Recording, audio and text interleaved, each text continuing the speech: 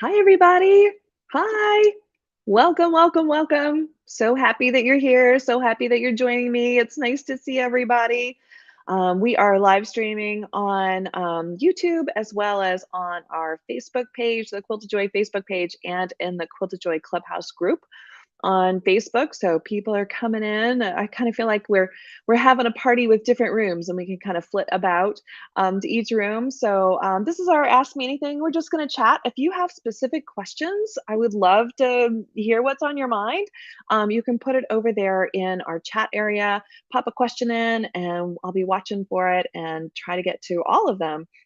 Hopefully we can get to all of them. So we had some people send in questions beforehand, so we'll chat about those as well, and get to talk about a couple of other things that are happening that I think are kind of cool to share with you. So really just a chance to sit back and chat, have a cup of coffee, and put a little break in the day. So I thank you so much for joining me.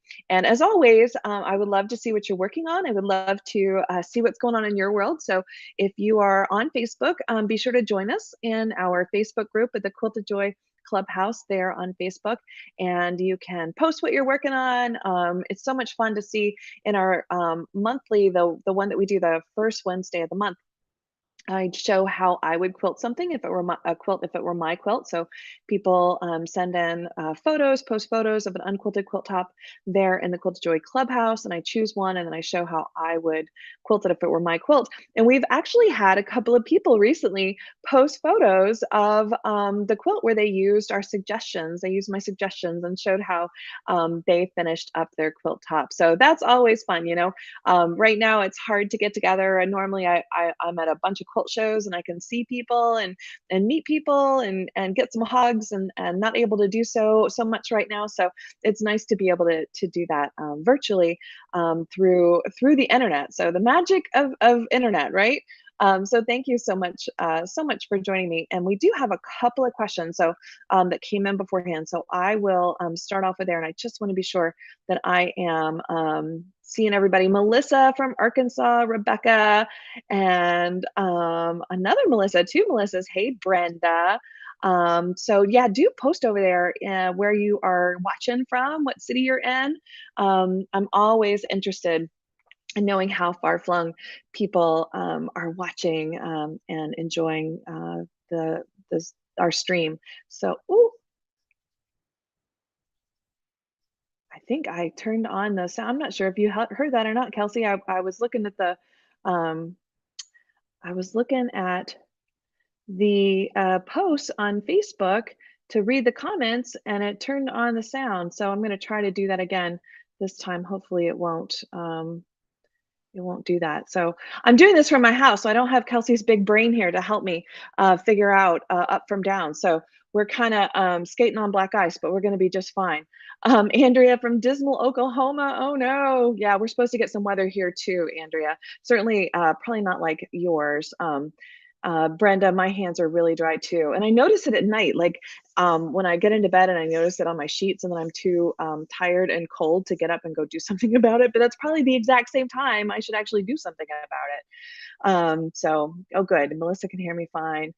And Melissa, you live outside of Asheville. Melissa, I used to work at Montreat. I taught pottery at Montreat there outside of Asheville for 2 summers in college.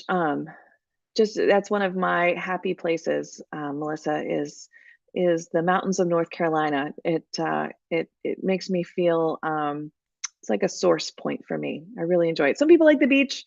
I like the mountains.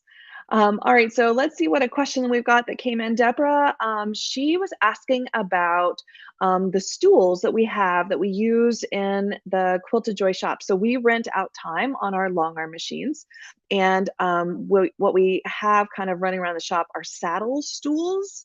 And I like them because there's no arms. So if I'm sitting down doing some intricate work on my long arm, I can actually sit in that saddle stool, and because of the way that the quilt top bar is positioned on our machines, I can tuck my knees under, so I don't have to sit like to the side. I can tuck my knees under the quilt and sit and stitch with my long arm that way. So having a stool that I can raise up and down, and having a stool with no arms helps my mobility, and then I can sit and quilt.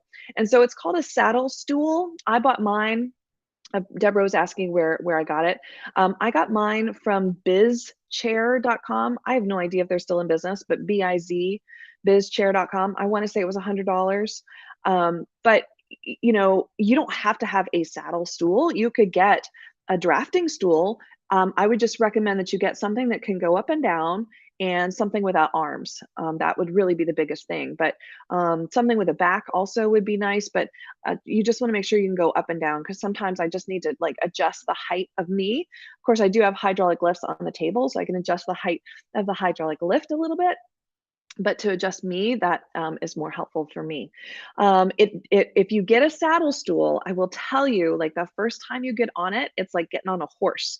It will try to throw you. So have a buddy nearby to hold on to, or hold on to the bars of your long arm machine, because it will throw you that first time.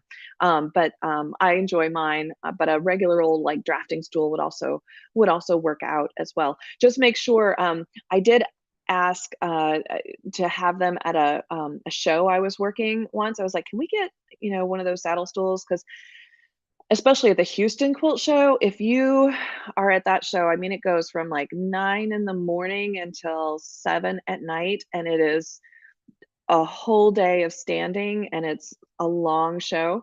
And so I asked them to get a saddle stool for me so I could at least sit down while I was talking to people. And so they did, but they forgot to look for the one that can go up and down. And so when they got it out of the box, it was just the one that you would like sit at a kitchen table. So it was like way down. So basically I looked like a toddler sitting on it. So that didn't work out so well. So make sure that you can get the one that goes up and down. That's what you need. The things you learn, right? The things you learn. Um, all right, so we had another question that came in. Who does the voiceovers on Love of Quilting TV? So she's, I think I can hear your voice on some, but not all. I do not do any of the voiceovers. I believe that the voiceovers, some of them come from some of the staff that work at Love of Quilting. Of course, I don't know if you all have checked out their podcast that comes out of the Love of Quilting group. So Quiltmaker Magazine, Quick Quilts, Love of Quilting Magazine, those are all from Golden Peak Media. And their podcast is Quilt and Tell. And so it's a fun podcast. Sarah and I have been on a couple of times, and they always have, fun, interesting topics. And I just listen to it on my podcast app that I have. But no, on the actual TV show, that's not my voice.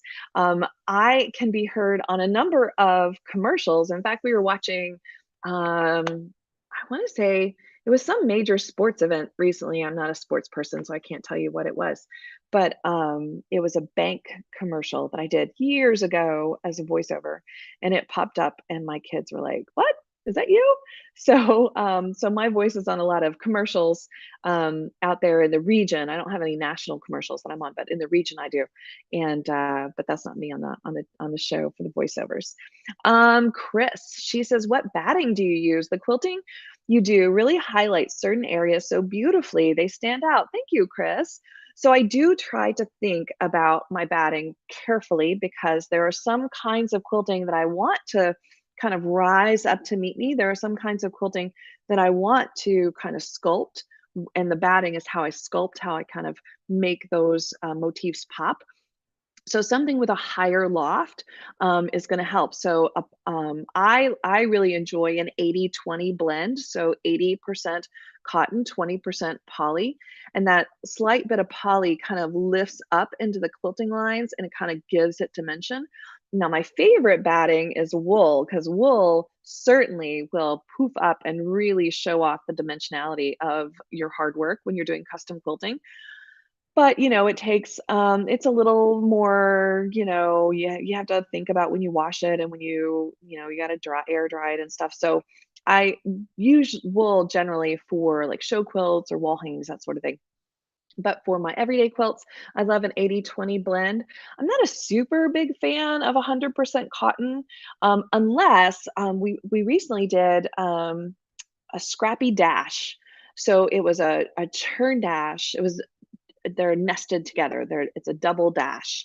And the Scrappy Dash quilt, I wanted it to be very shabby chic, like overly shrunk, very antique looking. And so I knew I was going to do an all over edge to edge. So I really wasn't worried about adding dimension or showing off like ruler work or feathers or something. I just wanted that crinkly, antique look. And so for that one, I went with a higher loft cotton that had maximum shrinkage, that when I washed it, it just kind of up and it got that antique look. So I guess I choose my battings based on what I want the end result to look like. And my most common, though, is the 80/20 is the most common that I use. So Pat says, what are your recommendations for rulers to have when you start ruler quilting? What designer, what brand, what shapes? So Pat, for your first foray into ruler work, you need a good straight edge ruler. Believe it or not, there is so much that you can do with a straight edge ruler. And you want a straight edge ruler that's going to fit your hand well. And so some are too skinny for me and some are too fat for me. So getting one, I like them to be about 2.5 inches to 3 inches wide. That fits my hand well. And then you're going to need a couple of different sizes. So I like one that's pretty short, more like, oh, it's probably, I don't have it here in front of me. It's probably like 4 inches. And then I need a long one. So one that's really, it's more like, oh, it's probably about 14 inches, something like that. It's longer than 12, because you got to remember, if you're doing like diagonals on a 12-inch block, that diagonal is not 12 inches. You know, that diagonal's longer, so you're going to need a longer straight edge. And so if you ever want to know, Pat, if you ever want to know what I like, I only carry what I like. So if you look on our website and you check out the rulers that we have, those are rulers I like. I really, really, really love the straight edge rulers from Beth Ann Nemish. She makes them. Her company is, we have them in the shop there. It's Garden Lines, and she has, they're straight edge. They also have little molars, and we talked about that, molars, how you use molars in the January clubhouse meeting. Because if you aren't used to doing stitch in the ditch, where you have to compensate for that extra 1/4 inch that the hopping foot adds to your ruler to where the needle is going to actually stitch, the molars on her rulers really help you kind of visualize that. So that those rulers, the White Arbor Quilting rulers there that we have in the shop are where I would kind of point you to a straight edge ruler. And then that other ruler that we talked about in the clubhouse, there were a few rulers we talked about in the clubhouse in January, but um, one of the things I find is that for folks who are just getting used to ruler work, trying to hold the ruler at the right amount of pressure, pull the machine against the ruler, and keep the ruler oriented and move the needle where you want it. It's like there's so much going on that it's hard to know, and you'll find yourself drift away from the ruler. And suddenly your line isn't where you thought it would be. So the SID ruler that I showed you in that January clubhouse meeting that we just did, SID, Stitch in the Ditch, SID, and that one's made by Angela Walters. It's a Creative Grids ruler, and it has like a negative channel cut out of the center of it. And so some machines you can kind of lift up the foot and move it under with if you have an APQS longer machine, or if you have if you're working with it on a domestic machine, you likely have to take your foot off and put the ruler in and then put the foot down into that cutout. But because you are in a channel, you've just narrowed your world down so much that you can't wander away from the ruler. It just won't let you. You've kind of put training wheels on yourself, and that's a really nice ruler to start out with. That SID ruler from Creative Grids. And if you go to our website and you look in the search bar and you search for SID, SID, it'll pop right up. And then you need some kind of nice curve ruler, and we're going to talk a little bit more about how to use curve rulers to your advantage in the February Clubhouse meeting. But the one that I showed in the January meeting, that was the BFF. And that one is made by the Quilted Pineapple, Linda Herskra, and we have those in stock at quiltedjoy.com as well. And the BFF ruler, it's just the right size for my hand, and it's a gentle curve, and it's great for a lot of the continuous curve designs, like grid designs or going around block designs that I showed in the Clubhouse meeting in January. But it's just a nice ruler to help you go around shapes as well. And we'll talk more about that in February. So I would say if you are experienced with rulers, then you will likely want to dip your toes into some other shapes like arcs and circles and things like that. But if you are new to ruler work, I would find yourself a nice straight edge that makes sense to your brain, that fits your hand. And I would say that BFF ruler, an easy curve ruler would be a good one. Even the Beth Ann Nimish, the White Arbor quilting ones that we carry, the Lily Lines ones, and the Love Lines ones. Those are also really good. They just have a gentle curve to them that are nice as well. So, and then Pat, I want to see what you're working on. So, play with some rulers and post them over there in our clubhouse because I want to see what's going on with you, Pat. And remember, if you are on a sit down machine, you need to know if you are a high shank or a low shank sit down machine because that's going to dictate what ruler you can use on your sit down machine. A high shank machine, and your manufacturer will know this. So ask your dealer, ask your manufacturer. I don't know enough about any feet on all those varieties of sit down machines to tell you. Ask your dealer, your manufacturer. If you have a high shank machine, you can use all the rulers that can be used on a long arm machine. So they're thicker than your piecing rulers. If you have a low shank machine, you cannot use those rulers. They're too thick, they're too high. Your foot will come down and the little needle bar screw thing will kind of jam and bang into the ruler and you can hurt your machine. So if you are a low shank machine, there's specific low shank rulers that you would use, and we have those on stock as well. They're made by Creative Grids, but you need to know whether if you're on a sit-down machine, if you're a low shank or a high shank. If you are on a stand-up machine, you're using a high shank. And I say that, you got to remember, if you're taking your domestic machine and you are putting it on a sled on a frame, then you're still using a domestic machine, right? It's not a true long arm. It moves on a frame, but it's a domestic machine. So you'll still need to know if you have that high shank or low shank before you go buying rulers. So I hope that was helpful, Pat.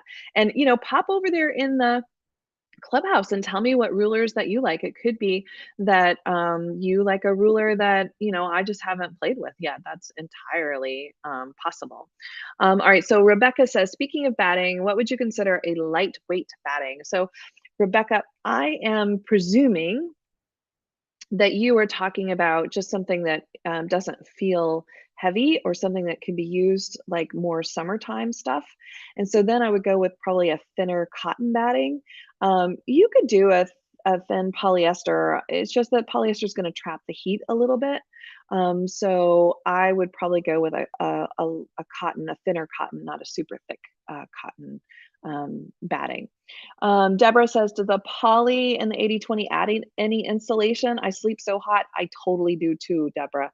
I sleep so hot. It doesn't count too, Deborah. I got like 3 cats on me, so that doesn't help at all. I can't sleep under full polyester. I hear ya. I'm talking about windows open in winter with only a sheet and one 100% cotton quilt on my bed. Okay, so Deborah, you might sleep hotter than I do. You might win. So the poly, it's 20% poly. So yeah, it would add a little bit of insulation. So Deborah, here's what I would do. I would get a panel and I would put 80/20 in it and make it something that you could like, if it doesn't work out for you, that would be a good thing to like a good charity quilt that you might be able to donate. So get a panel, put a border on it, call it done, and sleep under it and see what you think. Because that it's polyester. It just is to see. I have been told, I haven't tried it myself, Deborah, that wool batting, breathes in the summer and insulates in the winter. And I don't know. I just don't know. I don't Wool batting is so darn expensive. It's luscious, it's beautiful, it's gorgeous. But it's so darn expensive that I haven't used it on utility quilts. I've only used it in like show quilts and wall hangings and things I'm going to spend a whole lot of time quilting. So, but yeah, Deborah, you win. That is certainly that is certainly you sleep hot. And then we did pop in some links to some of those rulers I talked about over there in the chat. So if you're wanting to see more, like what is a lily line ruler, what is a love line ruler, you can use that link to head over and check out those specific rulers that we were chatting about. Okay, so let's see. Christy says, is there some kind of cabinet to keep the glide thread in? Do you have an organization system if you have a lot of colors? So Christy, I just keep mine in a when I had my machine in my home, I kept it in a glass front cabinet that I actually got on Craigslist. It was really, really inexpensive. So I wanted something to keep the dust off of it. And I also wanted something to keep the cat off of because the cat is super interested in the thread. Um, so ideally, you would find a way to store your thread that is away from light and away from dust.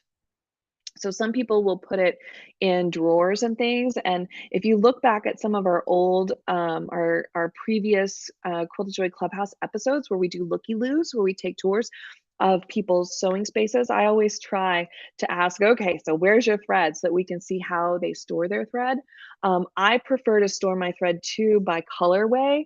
So I'll put all of my pinks together. I'll put all of my blues together so that because generally I know, what color I'm after. But in those colors, I've got all different weights of threads. So my thicker threads, my thinner threads, they're all kind of in their little family group. And of course, I have a lot of thread because I'm spoiled that way. So I like to have it where I can just at a glance kind of look at all the greens and then pull out like 4 or 5 choices, and then take them over to my quilt and figure out, specifically which green I'm interested in. So go back and look at those looky-loos too, because people have such amazing ideas, and it's so much fun to peek at their space and see what little nuggets of inspirational organizational charm you might bring into your space as well.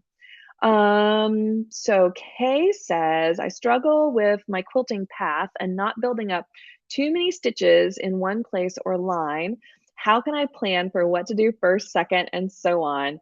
I'm on a sit down long arm, so I can move in any direction, but I get confused about a quilting path.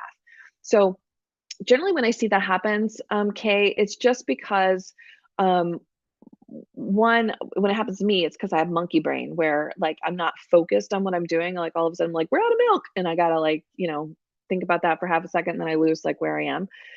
But if that's not happening, if you're not having the monkey brain problem, then probably what you haven't done is really thought through where you're headed.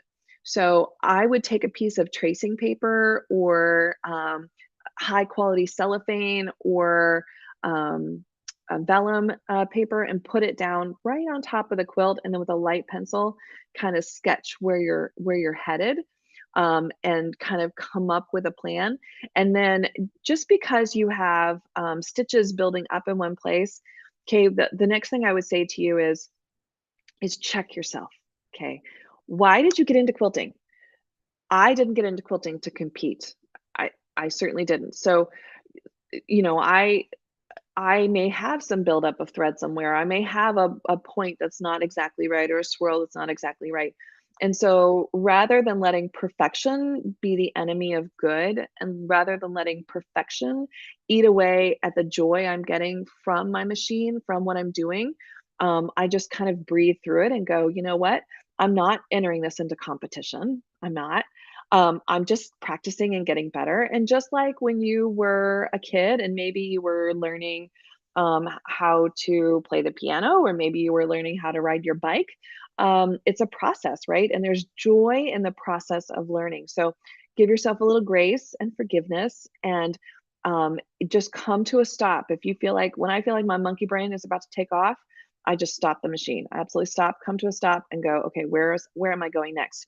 And then the other thing, Kay, I would tell you, and this just happened to me because I had to finish. So we're getting ready for the next season to record the 4,000 series of Love of Quilting.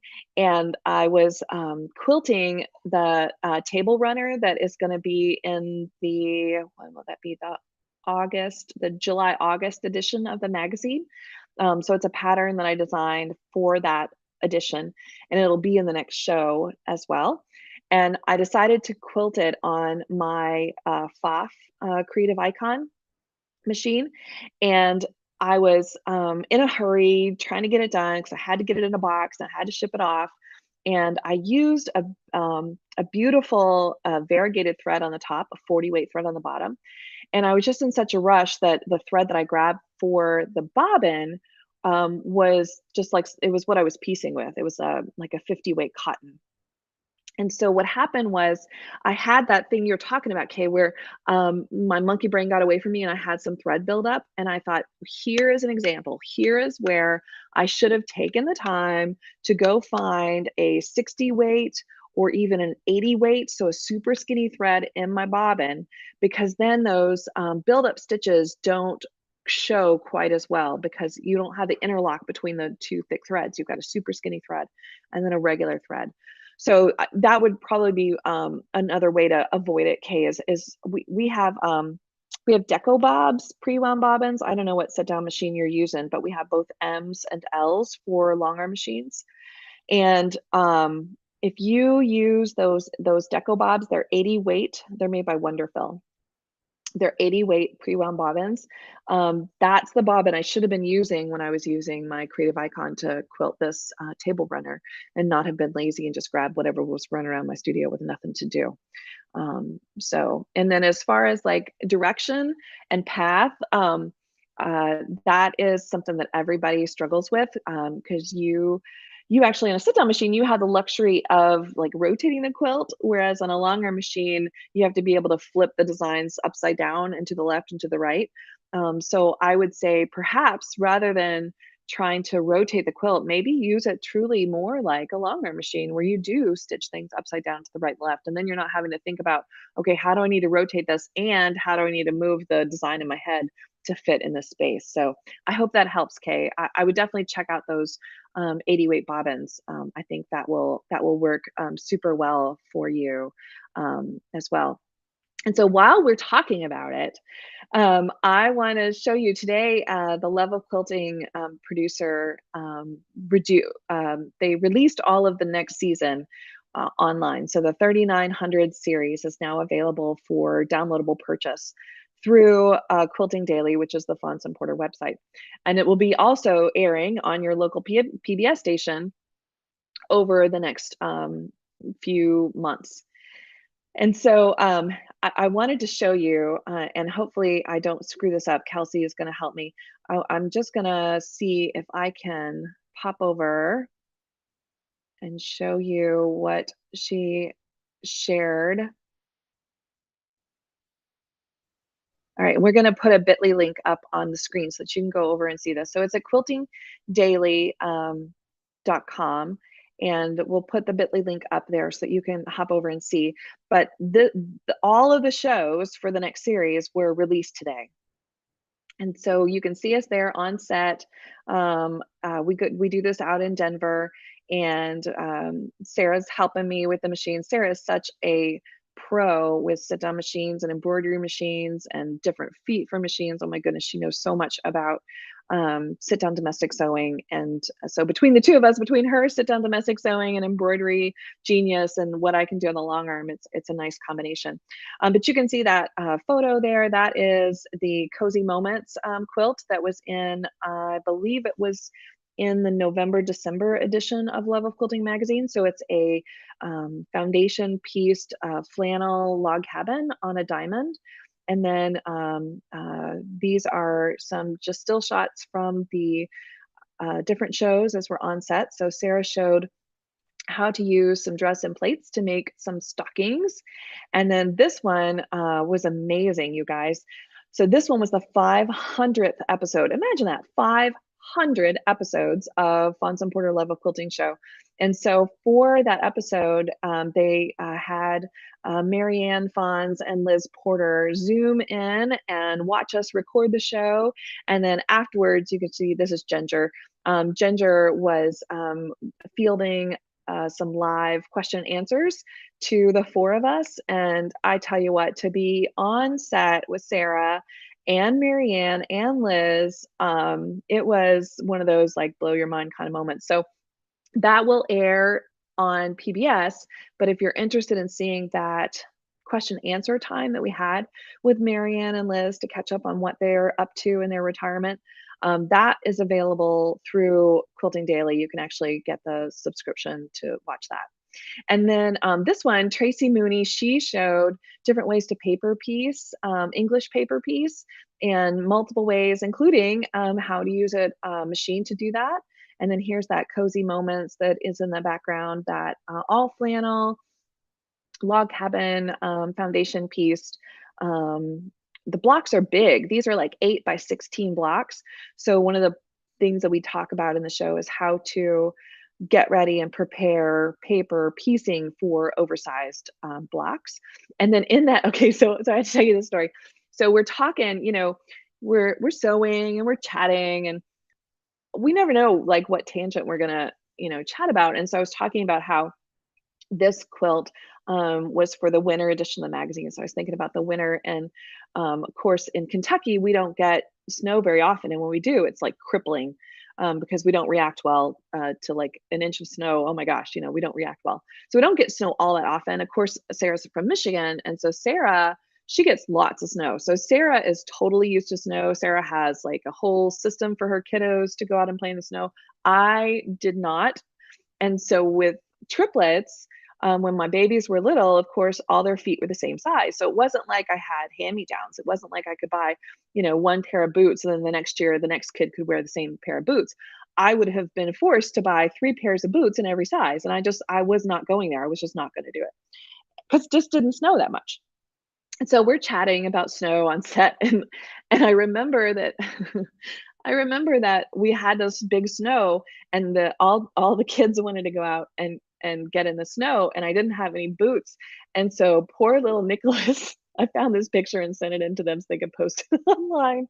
So poor little Nicholas, I had to wrap grocery sacks around his little feet to keep his tennis shoes dry, because I only had 2 pairs of boots from the local twin mom group that I was in, and they didn't have a third pair. So poor Nicholas was, I guess, the last one out the door. So and he'd be like, my feet are cold, and I'd be like, run faster. So there you go. There's little Nicholas with his grocery sack shoes. Making snowmen out in the snow. And then this one, we did Run for the Roses. And Run for the Roses is all a celebration about the Kentucky Derby.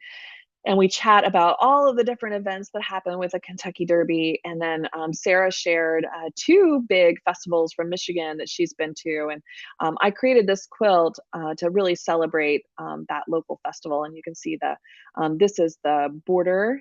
So if you take a look behind me, that's that border, that kind of thorny edge border, and how that goes together. So, and then that's where if you wanted the videos or if you wanted the patterns, you can get all that there on the website. So go check it out. If anything, go check it out to go see Nick's grocery sack shoes. Yeah, that's where I was as a mother of triplets. That's the only thing that I could think to do to get them to go to get them to go out in the snow. All right, we have, let's see, Marcia says, what is the trick for controlling rulers? So Marcia, what I would have you do is take the ruler that you want to use and go to your kitchen table and put a piece of paper under the ruler and put your hand on the ruler and move the paper. And what you want to find is that Goldilocks point where you're not pushing down too hard, but you're pushing down enough. And so if you can move the paper easily, like no problem at all under the ruler, it's too loose. If you feel like you're going to rip the paper, you're pushing down too hard. You need to have firm downward pressure on that ruler, but you need to still be able to move the paper a little bit underneath the fabric. And practice. You know, we rolled out the Nocturnal Forest quilt panel. And I think, Kelsey, I think we've got the wide shot of that so that people can see the wide shot.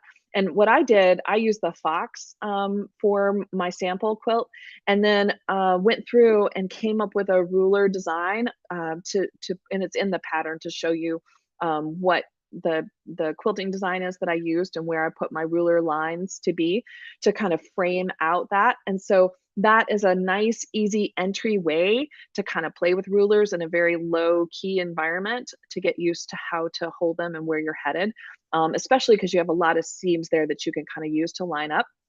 And so that whole quilt really was the basis of that was to try to help you kind of play with rulers in a safe environment. And so the foxes in the middle are from the panel, and the panel itself has 4 different animals. So if you're not hip on foxes, you could drop a different animal into the center. So there's that cute little owl. I love the bunnies and the little bear. So you choose which of these 4. The panel comes with all 4, so you can make 4 quilts from this panel. The kit provides you enough fabric to make 1 quilt with a pattern, but you can choose which animal you pop in the center. And so if you take a look, we've got it mocked up with, of course, I showed you the fox. So let's take a look at, you put one up, Kelsey. I'm not sure which one you got. So the bunny rabbits. The bunny rabbits are a great one to play with. Isn't it cute? So cute. And all that negative space behind the bunnies would be a great place to play. Love the owl. He's framed out, again, a great place to play. So you can pop in whichever animal you want, or there's the bear, of course. So that's all in the Nocturnal Forest quilt kit. Easy way to kind of get to know rulers and play around with them without having spent a whole lot of money in a quilt, fabrics and pattern and everything, and without having it be a giant quilt that's kind of harder to move around, especially if you're on a domestic machine. So hopefully if that interests you, we've had a lot of folks pick it up, and I can't wait to see the photos that people put up to show it finished. So I'm looking forward to that. So Rosemary says, when you're quilting a quilt but the line is bigger than your throat space, how do you do it? So Rosemary, you're on a stand-up machine, and let's say you have a long diagonal line or something, you're just gonna have to chunk it. I would think through like how you load it. So for example, on our Nocturnal Forest kit, I probably wouldn't load that north-south where my foxes are standing north-south. I would load it long ways where my foxes are laying east-west, because then I can go with longer diagonal lines more easily in one fell swoop. But you got to think about, in a longer diagonal line, you're going to be moving that ruler anyway. So if it's a super long line and you don't have anything to orient your rulers, like it's a super long diagonal line on plain fabric and you don't have seams to kind of help guide you, you'd probably want to pre-mark that line so that it is truly a straight line. But you're going to have to chunk it. You're just going to have to be forced to chunk it. Sometimes I can do a long line, drop my needle, roll the quilt, and continue on with that long line.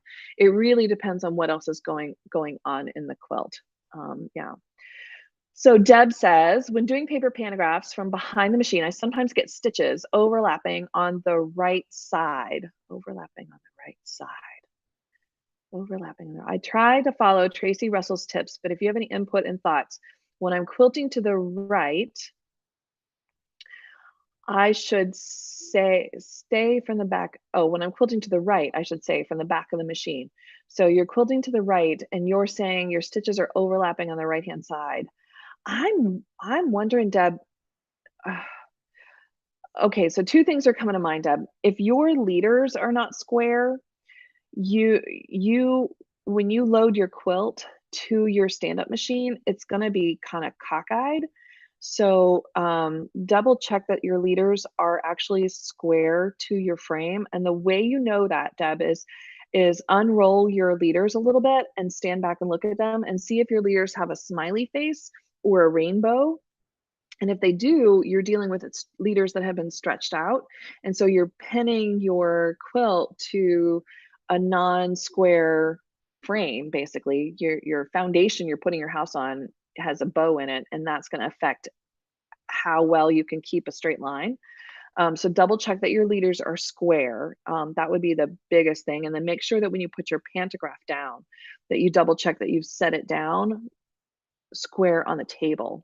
So I just put my laser light on, generally there's like a printed line on the pattern or even the edge of the paper itself. Turn on my channel locks. If you don't have channel locks, put some bullnose clamps in front and behind the wheels of your machine so that it can only move side to side. And then just drag your machine down the table and adjust that paper pattern and make sure your paper pattern is laying there square and up to your table. But I'm more suspicious about your leaders than anything. I'm wondering if your leaders are square because I'm presuming that when you put your quilt top down, that you are making sure you're putting your quilt square. That when you put it down on your padding and backing, that you're putting it down square. And again, you'd use your channel locks for that. So I just find a horizontal seam or sashing line and I nest up the edge of my hopping foot against that horizontal seam or sashing line, then move it down the quilt, adjusting it as I go to make sure I've laid the quilt down square. So hopefully that helps. Linda, what do you suggest for batting with a pre-washed vintage hand-pieced top? Yeah, so I would go cotton for that, Linda, just because it's the nature of that, that's what you're doing is that is that antique look, that vintage look. So I would go 100% cotton for that for sure. Yeah. All right. And Deb, what is your favorite glide thread color? Okay, so Deb, my favorite is lime green, but I don't get an opportunity to quilt with lime green all that often. So I really love, in this month's Thread Fairy pack, it's our Sparkle Fairy pack, and there's a color in there. It's called Fawn, and it's a kind of a lemony yellow, but it's a warmer lemon color. I really love that, the richness of that. And of course, you've got your pink and your blue, which they're all three of these would be perfect on like a baby quilt, but that fawn color has that rich yellowy feel to it. And then the other one that I really, really love is Magic Mint.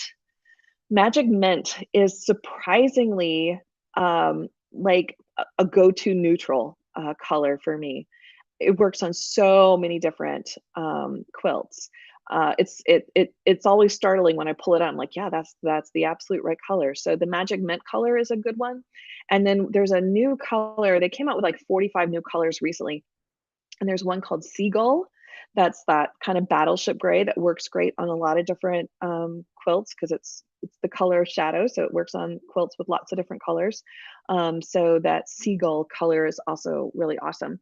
And by the way, on our website, you can actually sort by popularity. And of course, white's going to show up. White and cream and linen; those are always like the most popular. But once you get past those basic colors, you'll kind of see which ones are coming up to the top. And then I do have two packs that I specially picked. One is called Angela's Favorites, and it has like all of the most common colors that I pull from. There's actually two packs in there of colors that I've pulled in as like my most common, my most used colors. But of the new colors that just came out, that fawn that's in our monthly pack and the seagull, those two I'm getting a lot of use out of. So hopefully that's helpful. Elaine, do you take out the bobbin spring for the deco bobs? No, it needs, if you have a bobbin case with a spring, you need to leave that in there. The only time you take it out is if you were going to use a magnetic core bobbin, then you take that anti-backlash spring out that's in your bobbin case. Colette, I'm a seasoned quilter, 10 plus years. Yay, Colette! And would like to thank Quilted Joy for the wonderful thread recommendations. After working through other brands over the years, the Glide thread has little to no lint, stitches beautifully, both in the long arm and on my little sit down, and I hardly ever have a shredding issue. Fabulous, Colette. Do you know if Glide is planning on any additional 60 weight colors in the future? I would love that, Colette. I would love way more 60 weight colors. So we need to like send in lots of emails and tell them that's what we want. And then Colette, the other thing I really want them to do, I'm going to cross my fingers, is the variegated thread, the affinity colors. There aren't that many variations. There aren't that many combinations of that either. So in that nocturnal forest kit, we put together a thread pack that goes with the colors in the fabric. And one of the ones that I picked was Affinity Wheat. So Glide Sister Thread Affinity is their variegated version. And the wheat has this pearlescent color to it, this pearlescent kind of pastels color to it that really is gorgeous. But they need more of that because they don't have as many combinations and variations of their different variegated threads. So you and I both call it, we need to start a campaign and let them know that's what we want. So Terry says, how do you keep a quilt that is a full float straight? When I use the quilt top bar, my quilts are straight, but with a full float, they're very wonky when I finish quilting them. So Terry, you need something on that belly bar of your machine to stabilize your quilt top so that it doesn't crawl away from you as you put stitches in. Because what happens is you're quilting, and as you quilt, there's fabric draw up, which pulls your fabric in and it changes the orientation. It's not so square anymore. So you could use like magnet bars on your frame. I don't know what frame you have, but mine has steel bars, so the magnets click on. But I really like these.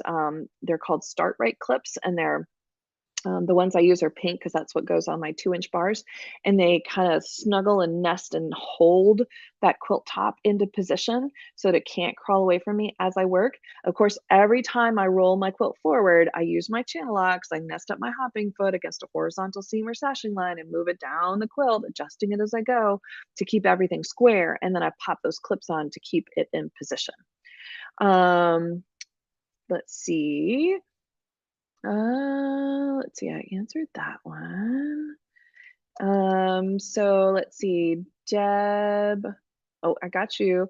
Linda, if you go to a flower shop, they will give you the netting that goes on the flowers, and I cover my thread with those. Yeah, those are great things to use, especially for slippery thread. Because slippery thread gets super excited about being used and it kind of comes off too fast. So that's good. Kay, thank you for the tips. You're welcome, Kay. I was using 50 weight confetti threads. That's a wonderful thread on top and on the bottom.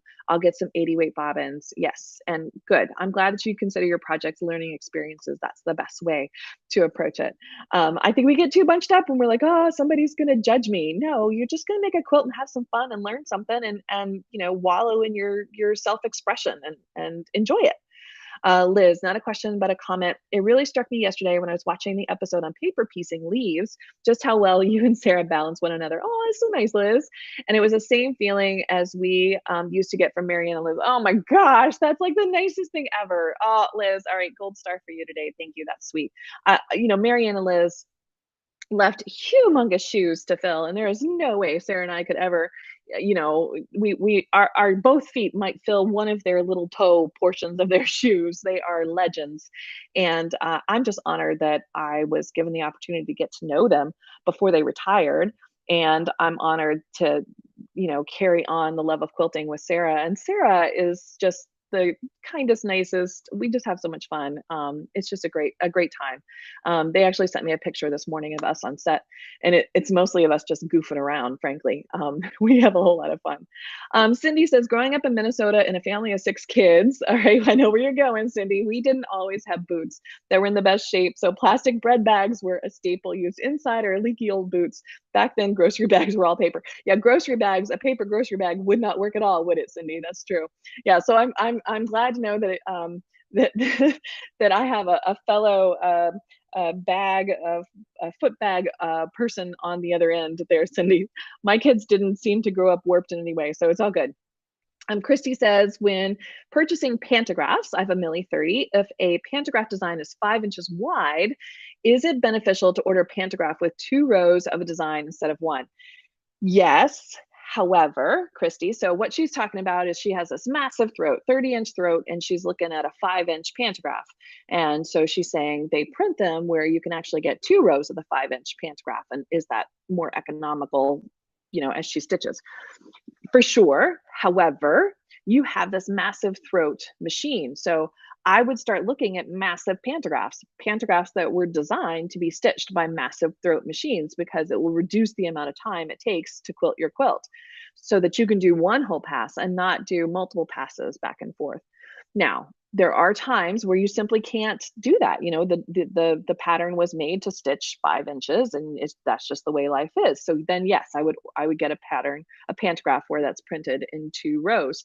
But in general, for my big old Millie 30, I am looking for the biggest possible pattern I can stitch in one pass just to save me time. The one that's been designed to do that. Um, Nance says 50 weight would be used for what? So 50 weight, we were talking about cotton thread. So I was piecing with a 50 weight cotton thread. I like to use, we were talking about Glide earlier. Glide has a sister thread for piecing that's called Cairo quilt. And so it's 100% Egyptian cotton. It runs beautifully. It's a lot less expensive than some of the other cotton threads that are out there. And I use it to piece with all the time. And so I use that 50 weight cotton to piece with. I certainly use 50 weight polyester to machine quilt with. And so a 50 weight, an example of that would be Primo Soft, which again is another sister thread of Glide. It's just the Glide version that is a matte finish and not a shiny finish. And so it's just skinnier. So it's a little more forgiving than using something that's a little thicker that's going to shout more on things. So that 50 weight can be used to, I use the cotton to piece with and polyester generally to stitch with. So, all right, well, I think we got to all the questions and I'm hoping I did. Oh, let's see. Oh, Karen, thank you. Karen says, I always appreciate your great explanations, practical advice and positive energy. Thank you, Karen. When I look back at these, I always feel like I'm just flapping my wings the whole time I'm talking. Like I don't know, maybe in life where I'm talking to another person, I don't flap my wings, but when I'm here with you guys in the Facebook group, I just feel like all I'm doing is moving my hands a lot. So thank you so much. And then Patricia, she says, sorry if this has been asked and answered. What marking pen do you like, chalk or transfer paper do you prefer? So Patricia, I am a huge fan right now of, it's a blue purple combo pen by Dritz. And so one side is air erasable, one side is water erasable. And it's a lovely pen. So I have my choice of whether I want water or air erasable. And then I like to erase those lines with an aqua pen, a Soline aqua pen, and it has like a felt tip to it. So you put just regular water inside the pen and then it comes out of this felt tip. It makes it easy to take those marks off. And then as far as dark colors, I really like to use, it's a Soline ceramic chalk pencil. Even school chalk would work, like regular old school chalk. You would just want to get a sharp tip to that school chalk. And if you go to the art supply store, they have these paddles that have sandpaper on them. I think artists use them with pastels and charcoal to sharpen those. But it's the same idea with school chalk. You can use that sandpaper to kind of get a nice pointy point on your chalk, and that will help you get a nice line. Let's see, any other questions that came through? All right, you guys. Well, thank you so much. I think we got to, I hope we did. If you sent in a question and I didn't get to it, we'll try to get to it next time.